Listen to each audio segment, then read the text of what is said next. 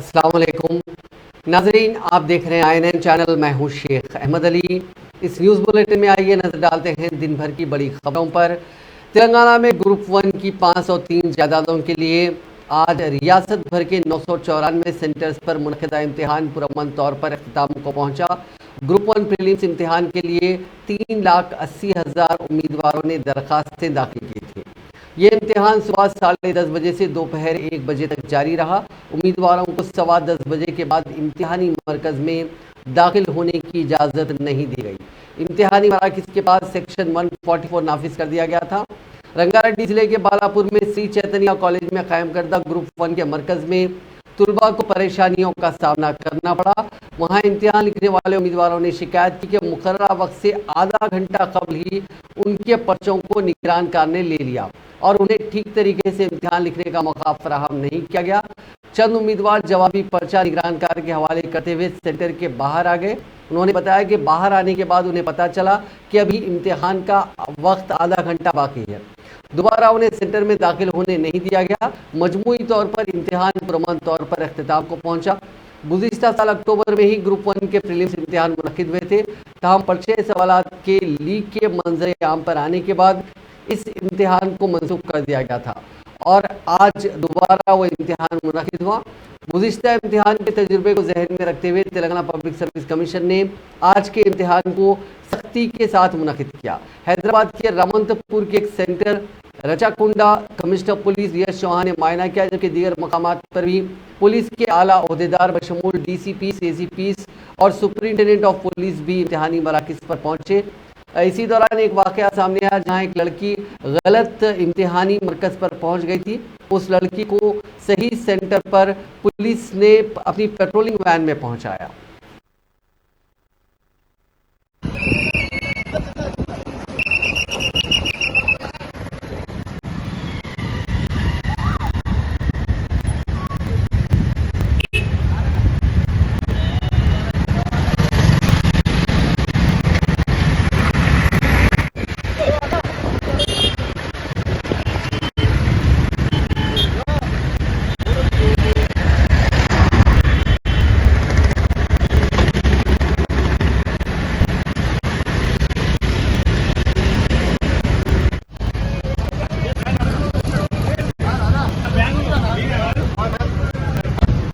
Run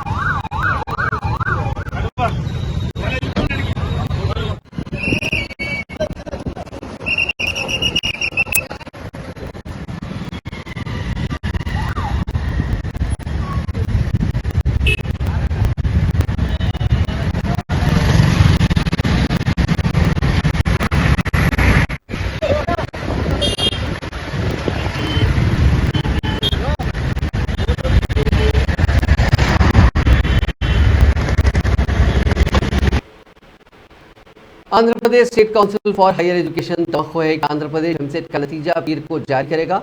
media की इतलात में कहा गया है कि 12 जून को इम्कान है कि एमसेट का नतीजा जारी कर दिया जाएगा। तमाम नतीजे की इजराई के सिलसिले में सरकारी तौर पर कोई ऐलान नहीं किया गया है।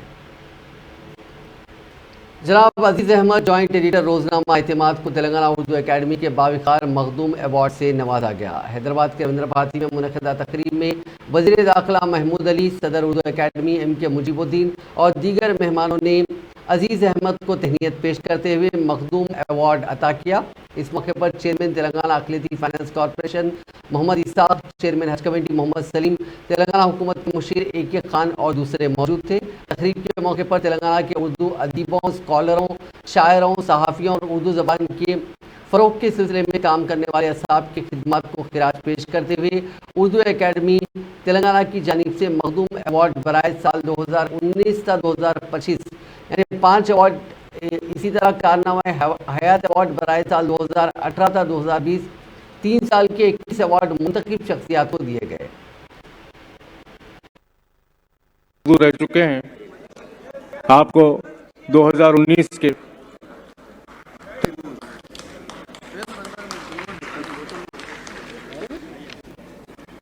आइए मैं इसके बाद मोहतरमा प्रोफेसर हबीब जिया साहिबा को आवाज़ दे रहा हूँ कि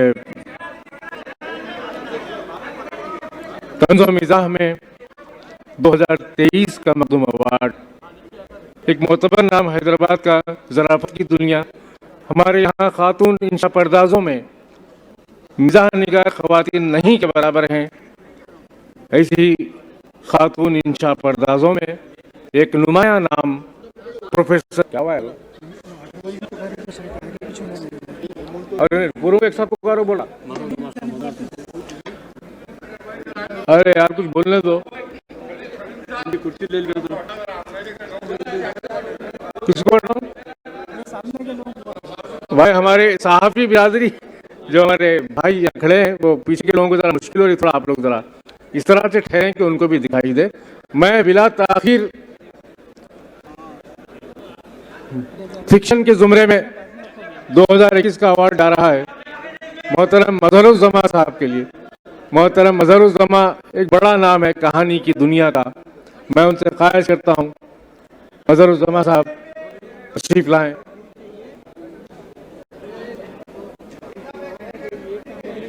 हो गया वो कहाँ है भाई? यकीनन तेलंगाना स्टेट जब से बनी है इसकी तरक्की की मिसाल हिंदुस्तान में नहीं मिल सकती। जब उर्दू का प्रोग्राम है तो एक उर्दू शेर के साथ मैं शुरू करना चाहता हूँ। बहुत से शायर हज़रात यहाँ पे। उर्दू है जिसका नाम हमें जानते हैं दाग, उर्दू है जिसका नाम हमें जानते हैं दाग, हिंदुस्तान में धूम हमारी ज़बान की है और दाग सबकी मदार यहीं हैदराबाद में दरगाह सुफैन पर है। वो करे बात तो हर लफ्ज़ में खुशबू आए, वो करे बात तो हर लफ्ज़ में खुशबू आए, ऐसी बोली वही बोले जिसे उर्दू आए। तो यकीनन उर्दू की तरक्की इस तेलंगाना में नहीं रुक सकती। उसकी एक छोटी मिसाल देना चाहता हूँ। तेलंगाना बनने के बाद आप इससे पहले कई चीफ मिनिस्टर को देखे हैं। हम 1-2 साल यहाँ नहीं है, 47 साल कांग्रेस ने यहाँ पर हुकूमत की, 18 साल तेलुगु देशम ने यहाँ पर हुकूमत की। बताइए किसी किसको उर्दू आती थी? एक डॉक्टर चिनाटी साहब सही उर्दू बात क्या करते थे क्योंकि वो उर्दू यूनिवर्सिटी में पढ़े थे। बाकी के एनटी रामाराव साहब को तो उर्दू समझ में भी नहीं आती थी और ऐसे कई चीफ मिनिस्टर थे जिन्हें उर्दू में बात करना भी नहीं आता। पर हमारे चीफ मिनिस्टर साहब ना उर्दू में बात करते हैं बल्कि उर्दू में अच्छे अशार भी कहते हैं, जिसके लिए हमें प्राउड है। और एक बात बताना चाहता हूँ, तेलंगाना बने के बाद हमारे सीएम साहब ने एक बात सोची, अरे भाई तेलंगाना स्टेट में 17 मिनिस्टर्स है। उस जमाने में 10 डिस्ट्रिक्ट थे, 10 डिस्ट्रिक्ट में 10 कलेक्टर्स है और 2 कमिश्नर थे। यहाँ पर उन लोगों को तो 99% हिंदू ऑफिसर है। उन्हें अगर कोई खत लिखा है, क्योंकि मैं इससे पहले रेवेन्यू मिनिस्टर रहा, आज होम मिनिस्टर हूँ, कई बहनें खत उर्दू में लिखते हैं। हमारे महल्ले में ऐसे हालात है, हमें कोई सता रहा है तो सीएम साहब की दूरंदेशी देखिए। तेलंगाना बनते उन्होंने क्या किया? 66 उर्दू ऑफिसरों को अपॉइंट किया। क्यों किया? कि डीजीपी साहब के पास उर्दू जानने वाला होना चाहिए, सीएम साहब के पास उर्दू जानने वाला होना चाहिए, 17 मिनिस्टर है उनके पास भी उर्दू जानने वाला होना चाहिए। अगर किसी भी शख्स को जिसे दूसरी जबान नहीं आती, वो अगर उर्दू आती है उसमें खत लिखा जाए तो उसे पढ़ेगा कौन, उसका जवाब देगा कौन? सीएम साहब ने तमाम मिनिस्टर्स और कलेक्टर्स और आईपीएस ऑफिसर जो कमिश्नर थे उन्होंने इंस्ट्रक्शन दिया कि जो भी हमारे भाई उर्दू में खत लिखते हैं तो जरूर वो पढ़कर मिनिस्टर साहब को समझाया जाए। बीआरएस के रुकन असेंबली पी नरेंद्र रेड्डी और दीगर लोगों के खिलाफ धोखाधड़ी के जरिए अराजियात के मामला और जबरी वसूल के इल्जाम के तहत बंजारा हिल्स पुलिस स्टेशन में मुकदमा दर्ज कर लिया गया। शिकायत कुनिंदा इंद्रपाल रेड्डी के मुताबिक रुकन असेंबली और दीगर 2 मुलजिमीन श्रीराम रेड्डी, राकेश रेड्डी की मां पर वो अराजी खरीदने के लिए मजबूर हुआ। इस शिकायत की बुनियाद पर एडिशनल चीफ मेट्रोपॉलिटन मजिस्ट्रेट ने ताज़ीरात हिंद की मुख्तलिफ दफात के तहत कानूनी कार्रवाई शुरू करने की हिदायत दी थी, जिसके बाद रुकन असेंबली के खिलाफ केस दर्ज किया गया। शिकायत कुनिंदा इंद्रपाल रेड्डी के मुताबिक जब वो अराजी की तलाश में था तो उसका तारुफ मुलजिमीन से दरमियानी अफराद के तौर पर करवाया गया था। मुलजिमीन ने इसको कायल करवाते हुए कहा कि जमींदार ऊपरपल्ली गांव राजेंद्र नगर मंडल में 3 करोड़ 65 लाख रुपए में अपने प्लॉट फरोख्त करने के लिए तैयार है। इस रकम में रुकन असेंबली और दीगर का कमीशन भी शामिल है। इंद्रपाल ने मुलजिमीन को इब्तदाई रकम के तौर पर 90 लाख रुपए अदा किए थे। साथ ही उसने 6 चेक्स जिनकी मालियत 2 करोड़ 75 लाख रुपए है सिक्योरिटी के तौर पर दिए गए, ताहम उन्हें धोखा हुआ है।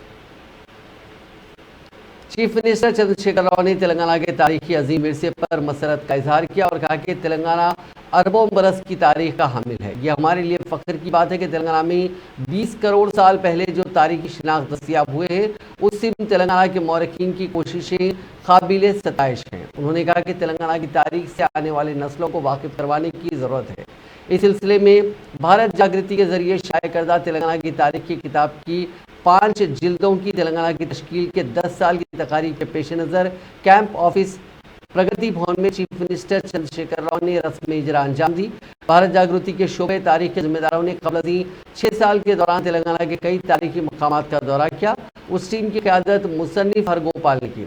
इस टीम ने इलाकाई सतह पर तहकीक करते हुए शवाहिद जमा किए, उनको किताबों की शक्ल दी गई। तारीख लिखने से पहले वहाँ के फॉसिल्स, इमारतों और तारीखी शवाहिद का भी तज्जिया किया गया।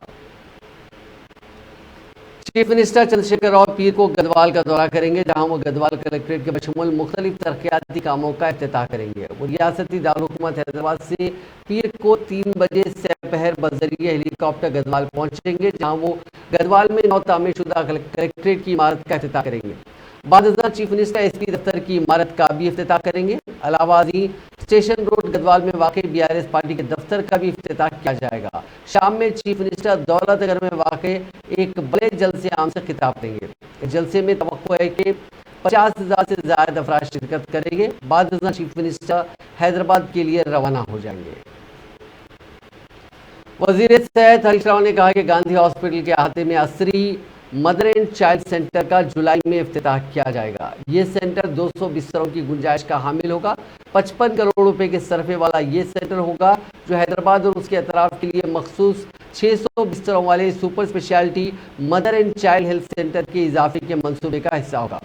सरकारी दवाखानों में मामूली के चेकअप के दौरान हामिला ख़वातीन को मल्टी स्पेशलिटी देखभाल तक रसाई में हो रही मुश्किलात का हल इसके ज़रिए मुमकिन है। इससे ज़चगी के दौरान माओं की अमवात की शरह में कमी की जा सकेगी। हामिला ख़वातीन के लिए मखसूस 600 बिस्तरों का इजाफा बशमूल निम्स, गांधी हॉस्पिटल और अलवाल में कायम किए जाने वाले दवाखाने में किया जाएगा। उन्होंने बताया कि हामिला ख़वातीन के लिए मियारी निगहदाश्त सेहत खिदमात की फराहमी के नतीजे में गुज़िश्ता माह सरकारी दवाखानों में 70% ज़चगी अंजाम पाई, जो एक कारनामा है। तेलंगाना के वजीर वेमुला प्रशांत रेड्डी ने तेलंगाना शोहदा की यादगार के कामों का मुआयना किया, जिसे रियासती हुकूमत हुसैन सागर के किनारे तामीर करी है। वजीर मौसूफ ने अहदेदारों के साथ महकमे R&B के ज़ेर एहतमाम निम्स हॉस्पिटल की इमारत के संग बुनियाद के इंतजाम का मुआयना किया और अहदेदारों को मुख्तलिफ हिदायत दी।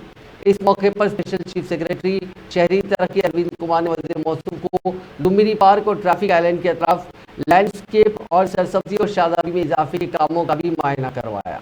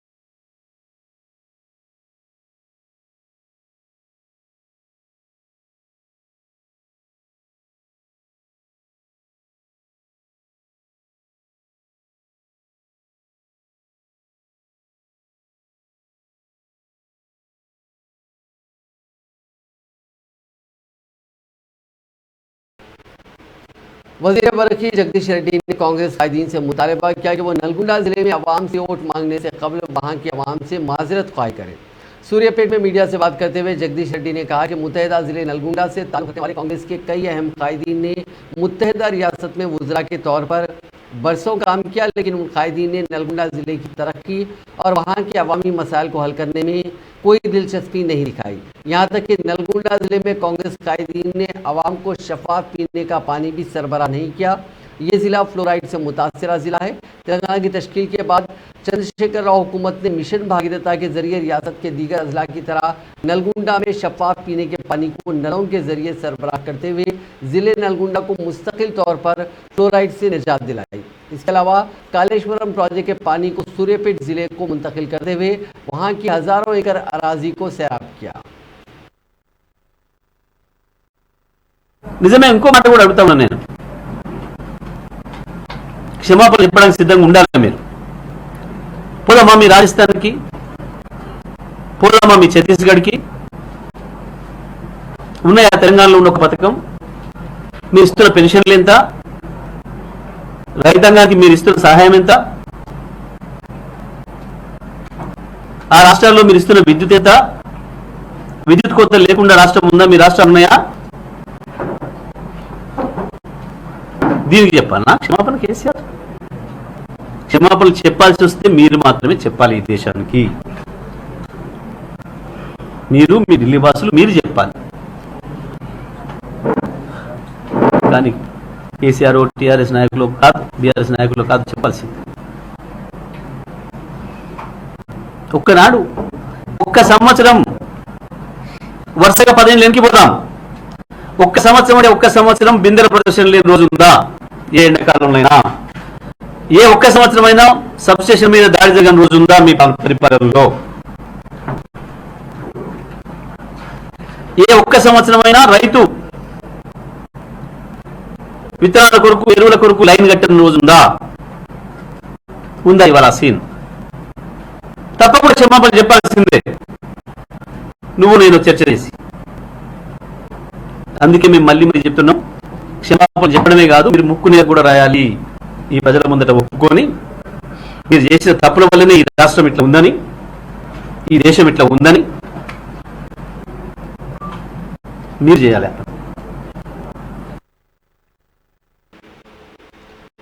मरकजी वजीर सयाहत जी किशन रेड्डी ने आज तारनाका में स्वच्छ भारत प्रोग्राम में हिस्सा लिया। इसके अलावा उन्होंने जीएचएमसी अहदेदारों से मुलाकात करते हुए तारनाके की तमाम बस्तियों में ज़ेर इल्तवा तामीरी कामों को फौरी तौर पर मुकम्मल करने की हिदायत दी।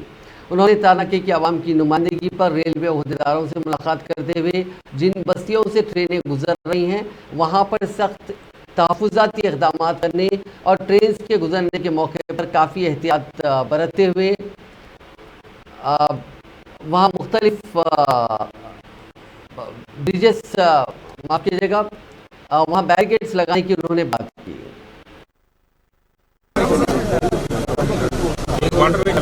वाटरवेज को हाफ कर दिया और इधर ही कर दिया।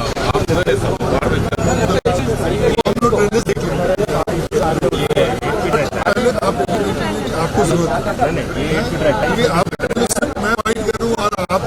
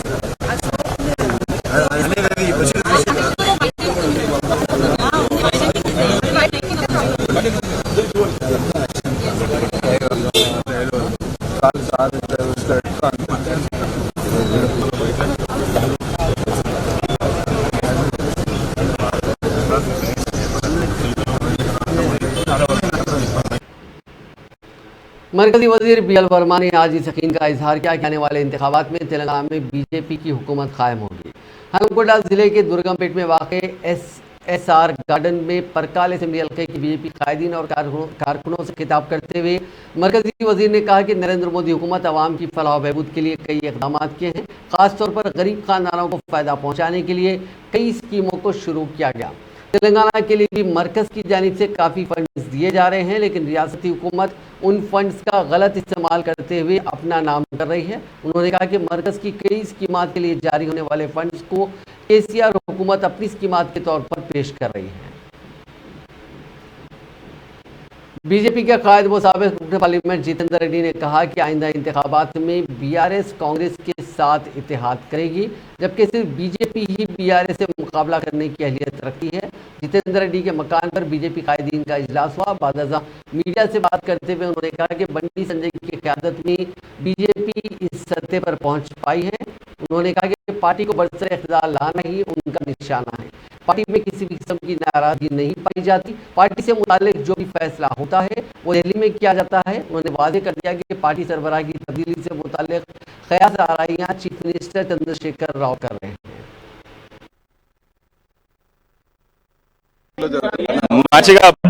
మంచిగా భోజనం చేసినాము. జితుబాయి చాండ్రో సాయ్ మంచిగా భోజనం చేసిండ్రు. మా జితేంద్ర రెడ్డి గారు పిలుస్తలేరని నేను 2 సార్లు అడిగిన. అయితే అందరు పిలుస్తాను అన్నారు. గత 9 సంవత్సరాల నుంచి మోదీ గారి పరిపాలన ప్రకారంగా కేంద్ర ప్రభుత్వం ఏ విధంగా అయితే జన సంపర్క యాత్ర అనే అభియాన్ అనే దానిని మాకు అందరికి కూడా అప్పచెప్పిందో తెలంగాణ రాష్ట్రంలో, దానిని అందరం కూడా కలిసి ప్రతి గ్రామంలోకి వెళ్ళి ఈ ప్రచారం చేసుకునే అవకాశం మనకు అందరికి కూడా బాగుంటుంది అని చెప్పి చర్చించుకోవడం జరిగింది. ఎలక్షన్ సమయం ఇది, 3-4 నెలల్లో ఎలక్షన్స్ వస్తున్నాయి కాబట్టి ఈ అభియాన్ తోటి ప్రతి ఒక్కరి ఇంటికి కూడా వెళ్ళి, ప్రతి ఒక్క మండలానికి వెళ్ళి, ప్రతి ఒక్క మోర్చా వాళ్ళని అడ్రస్ చేసి, ప్రతి ఒక్క పాత కార్యకర్తలందరినీ కూడా కలిసి, సీనియర్ నాయకులందరినీ కూడా కలిసి, వివిధ సమాజాన్ని అందరినీ కూడా కలిసే అవకాశం ఈ అభియాన్ మీద జరిగింది. కాబట్టి ఆ అభియాన్ని చాలా బాగా తీసుకెళ్లాలని చెప్పి అందరూ చర్చ తొందర ఆగతని చెప్పడం చేసింది. అదే విధంగా ఈ మధ్య మనం చూస్తుంటే ఒక సీరియల్ గా KCR గారు కొన్ని లీక్స్ పంపిస్తున్నారు. KCR గారు కావాలని చెప్పి మీడియాలలో కొన్ని లీక్స్ పంపిస్తున్నారు.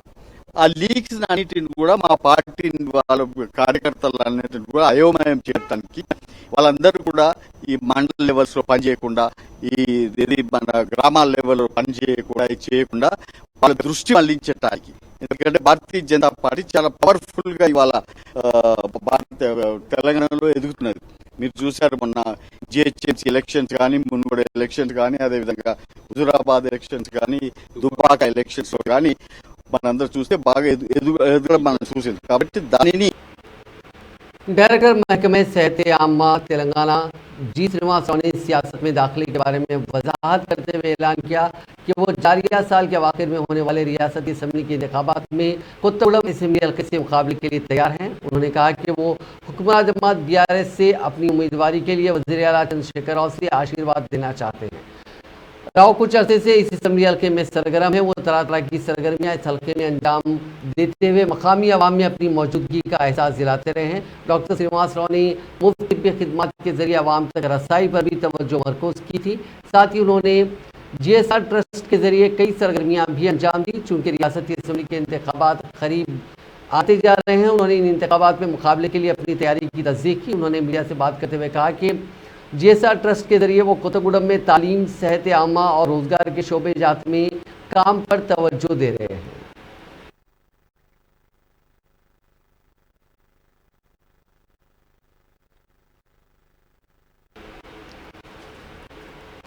आंध्र प्रदेश की वजीर सियाहत रोजा की सेहत खराब हो गई है। वो फिलहाल चेन्नई के अपोलो अस्पताल में ज़ेरे इलाज है। पैर में शदीद तकलीफ पर वो गुज़िश्ता एक हफ्ते से फिजियोथेरेपी करवा रही थी, ताहम उनको दर्द से कोई फाका नहीं हुआ, जिस पर उनको अस्पताल में दाखिल करवाया गया। पैर में तकलीफ होने के सबब वो गुज़िश्ता 10 दिनों से अपने हल्के नगरी में मुख्तलिफ प्रोग्रामों और सरगर्मियों से दूर थी। हुक्मरान जमात वायएसआर कांग्रेस के ज़राए ने ये बात बताई। डॉक्टर्स के मुताबिक रोजा की सेहत मुस्तकम है। जुनूब मगरबी मानसून आंध्र प्रदेश में दाखिल हो गया। तिरुपति जिले के श्रीहरिकोटा के हुदूद के इलाकों में इसकी तौसी हो रही है। अमरावती के मौसमियाती मरकज ने बात बताई। हिंदुस्तानी महकमे मौसमियात ने कहा कि मौजूदा तौर पर जुनूब मगरबी मानसून शुमाली साहिली श्रीहरिकोटा, कर्नाटका, तमिलनाडु के धर्मपुरी, रत्नागिरी, शिमोगा, हासन और दीगर इलाकों पर मरकूज है। महकमे मौसमियात ने वाज़ेह किया कि कर्नाटका, तमिलनाडु, महाराष्ट्र, आंध्र प्रदेश के मजीद इलाकों में इसकी तौसी के लिए हालात साजगार हैं। आइंदा 48 घंटों के दौरान शुमाल मशरक़ी रियासतों, मगरबी बंगाल, सिक्किम और बिहार के बकिया हिस्सों में इसकी तौसी के इम्कानात हैं। महकमे मौसमियात ने कहा कि आइंदा 24 घंटों के दौरान जुनूब मगरबी मानसून के ज़ेर असर तेलंगाना के बाज़ हिस्सों में बारिश का इम्कान है।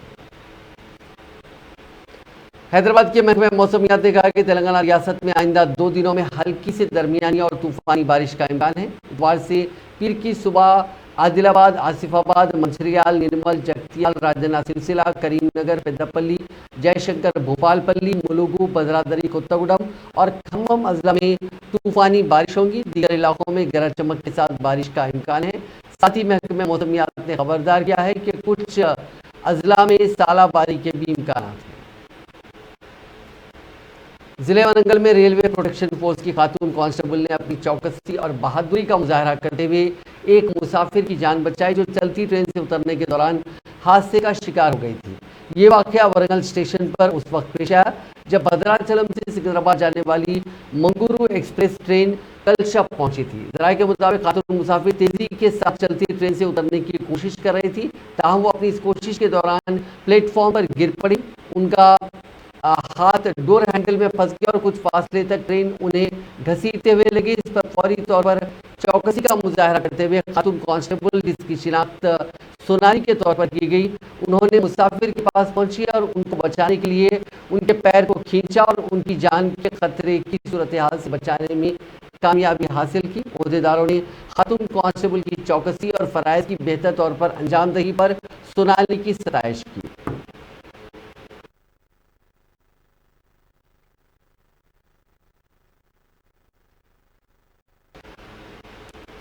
चोरों ने पुलिस की गाड़ी की चोरी कर ली। ये वारदात आंध्र प्रदेश के जिले चित्तूर के पलमनेर में पेश आई। तफसीलात के मुताबिक स्पेशल एनफोर्समेंट ब्यूरो ऑफिस के सामने ठहराई गई गाड़ी कल रात चोरी कर ली गई। कॉन्ट्रैक्ट तरीकेकार के मुताबिक प्राइवेट गाड़ी को ओहदेदारों ने हासिल किया था और दफ्तर के सामने इसको ठहराया था। ताहम कल रात तकरीबन 1 बजे चोरों ने उसके दरवाजे का खुफल तोड़ा, उस गाड़ी की चोरी कर ली।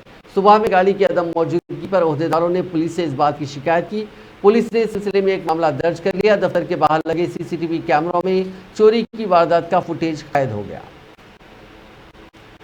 आंध्र प्रदेश के जिले गुंटूर में पेश आए सड़क हादसे में 2 अफराद हलाक हो गए। यह हादसा जिले के पित्तूर नायडूपेट के करीब उस वक्त पेश आया जब ठहरी हुई लॉरी को एक और दूसरी लॉरी ने टक्कर दे दी। इस हादसे में ड्राइवर और क्लीनर हलाक हो गए। मकामी अफराद की इत्तला पर पुलिस वहां पहुंची, जिसने इस सिलसिले में एक मामला दर्ज करके जांच शुरू कर दी। विकाराबाद जिले में एक नौजवान लड़की का इंतहाई बहिमाना तौर पर कत्ल कर दिया गया। कत्ल की वारदात विकाराबाद जिले के परगी मंडल के कुडलापुर में पेश आई। तफसीलात के मुताबिक कुडलापुर गांव से ताल्लुक रखने वाली 19 साल सिरीशा विकाराबाद के खानगी कॉलेज में पैरामेडिकल कोर्स कर रही थी। गुज़िश्ता रात सिरीशा घर से रवाना हुई लेकिन वापस नहीं आई। इतवार की सुबह उसकी नाश गांव के तालाब के पास खून में लथपथ पाई गई। हमलावरों ने सिरीशा की आंखों को बाहर निकाल दिया। इसके अलावा उसके हाथ और पैर के रगों को भी काट दिया। लड़की के घर वालों को आज सुबह गांव वालों ने उसकी इत्तला दी और पुलिस भी वहां पहुंच गई। पुलिस ने लाश को पोस्टमार्टम के लिए विकाराबाद मुंतकिल किया और जांच शुरू कर दी।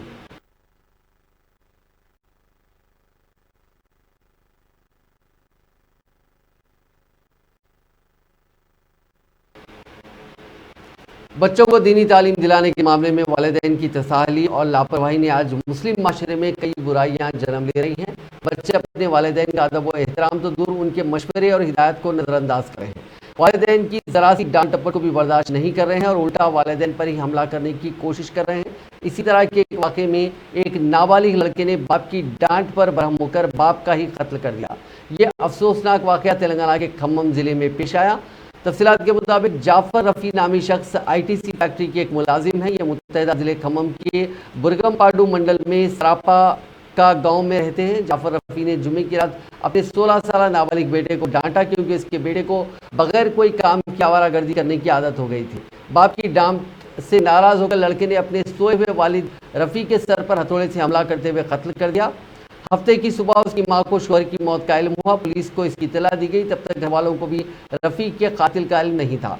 पुलिस ने फौरी रफ़ी के घर पहुंचकर नाश का जायजा लिया, लेकिन उन्हें कातिल का कोई सुराग नहीं मिला क्योंकि कातिल बेटा भी घर वालों के साथ रोते हुए देखा गया। तमाम पुलिस ने कातिल को पकड़ने वाले कुत्तों को मकाम वारदात पर लाया और कुत्ते ने रफ़ी के मकान से 3 किलोमीटर दूर जंगल में एक थैले की निशानदेही की जिसमें कत्ल के लिए इस्तेमाल करदा हथौड़े और खून में लथपथ कपड़े पाए गए। ये कपड़े रफ़ी के बेटे थे। इस तरह पुलिस ने बाप के कत्ल के इल्जाम में बेटे के मुलविस होने का सबूत हासिल करते हुए उसे पकड़ लिया। नाज़रीन, इस न्यूज़ बुलेटिन में बस इतना ही। आप देखते रहिए INN चैनल।